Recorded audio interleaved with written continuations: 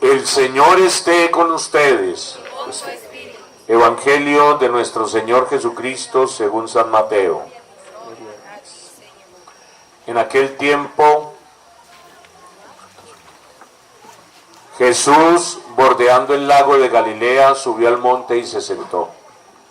Acudió a él mucha gente, llevando cojos, ciegos, lisiados, sordomudos y muchos otros. Los echaban a sus pies y él los sanaba. La gente se admiraba al ver hablar a los mudos sanos y a los lisiados andar a los tullidos con una vista a los ciegos, y dieron gloria al Dios de Israel. Jesús llamó a sus discípulos y les dijo: me da lástima por la gente, porque llevan ya 3 días conmigo y no tienen que comer. Y no quiero despedirlos en ayunas, no sea que se desmayen en el camino. Los discípulos le preguntaron: ¿de dónde vamos a sacar en un lugar despoblado panes suficientes para saciar a tanta gente? Jesús les preguntó: ¿cuántos panes tienen? Ellos contestaron: 7 y unos pocos peces. Él mandó que la gente se sentara en el suelo. Tomó los 7 panes y los peces, dio la acción de gracias, los partió y los fue dando a los discípulos, y los discípulos a la gente. Comieron todos hasta saciarse y recogieron las sobras, 7 canastos. Palabra del Señor. Hoy el Evangelio nos habla de una promesa y un cumplimiento. Como todos los evangelios de Adviento, o toda la liturgia de Adviento, que es un tiempo especial de preparación para el nacimiento del Señor. Y hoy concretamente vemos que en un texto de Isaías, capítulo 25, se da una promesa.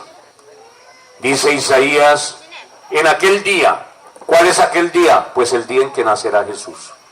Porque Jesús es el cumplimiento de todas las promesas del Antiguo Testamento.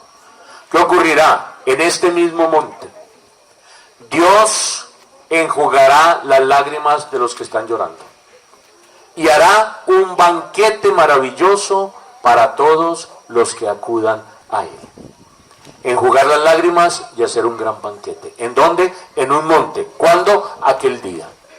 Estas palabras son claves para poder entender lo que nos dice hoy el Evangelio. Porque el Evangelio que leímos hoy del capítulo 15 de Mateo nos habla precisamente de cómo se cumplieron en Jesús estas expectativas del Antiguo Testamento. ¿En cuál monte? En el monte en que subió Jesús.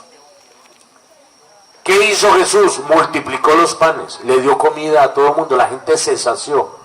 ¿Y qué hizo en ese monte? Sanó a los enfermos, hizo que se levantaran los tullidos, hizo que los ciegos vieran. En otras palabras, enjugó las lágrimas de aquellos que estaban sufriendo. La liturgia pone esta dinámica de promesa-cumplimiento para mostrar que cada vez que nosotros celebramos la Navidad tenemos que recordar que en la persona de Jesucristo se cumplieron las promesas que se habían hecho en todo el Antiguo Testamento. Pero no solamente se cumplieron las promesas del Antiguo Testamento, sino que se llenan todas las expectativas de los seres humanos. ¿Tienes dificultades laborales? Jesucristo es la respuesta. ¿Tienes problemas afectivos? Jesucristo es la respuesta. ¿Tienes problemas familiares? Jesucristo es la respuesta. ¿Por qué? Porque Jesús es el buen amigo que nos hace reencontrar como esposos, como esposas, como amigos.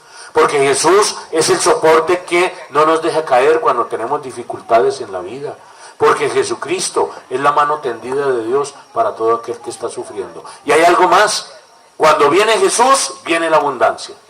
Jesucristo, de 5 panes y 7 peces, hizo una gran multitud, una gran abundancia. De lo poquito hace grande.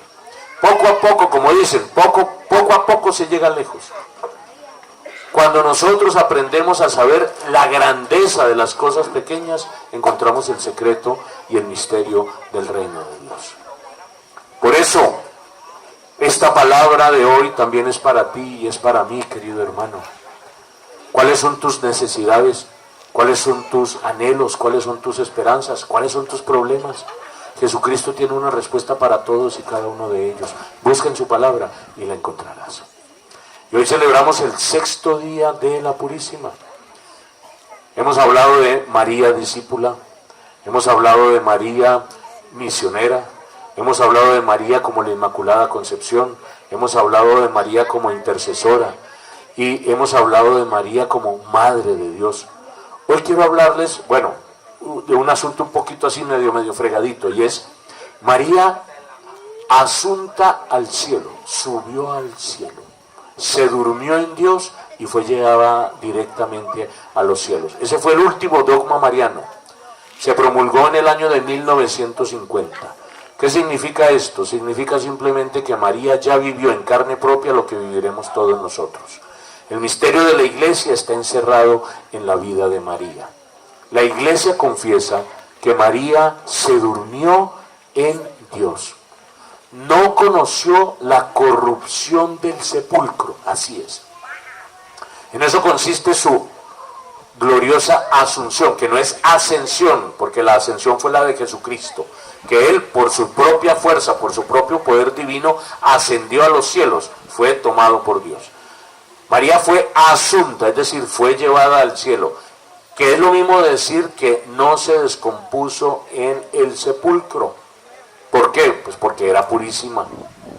En ella no impera la realidad de la muerte, porque la realidad de la muerte impera sobre los que tenemos el pecado original. Dice la palabra de Dios que por el pecado la muerte entró en el mundo. Y como ella no tuvo pecado, entonces la muerte no imperó sobre ella. Simplemente la asunción de María es una consecuencia de la Inmaculada Concepción. Y la Inmaculada Concepción es una consecuencia de la maternidad de María, de la maternidad divina de María. Todas las cosas se desprenden unas de otras. Si María es Madre de Dios, es Inmaculada Concepción. Y si es Inmaculada Concepción, entonces no conoció la corrupción del sepulcro.